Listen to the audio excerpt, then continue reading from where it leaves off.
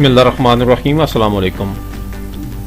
Doctor John learning point में खुश आमदीद। मैं हूं डॉक्टर मोहम्मद फ़ारूक और आपकी खिदमत में हाजिर हूं। आज की वीडियो खेल के मैदान से ऐसी शख्सियत के बारे में है जिन्होंने खेल के मैदान में सबको पीछे छोड़ दिया। आपने मर्दों को तो खेल के मैदान में लोहा मनवाते हुए देखा होगा या बहुत ही कम तादाद में औरतों को खेल के मैदान में भी देखा होगा।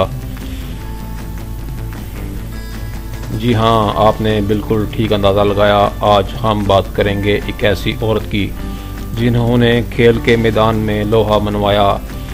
हमारी आज की शख्सियत इफ्रा सबा भट्ट हैं। आपने खेल के मैदान में एक शेरनी की तरह अपना राज कायम किया।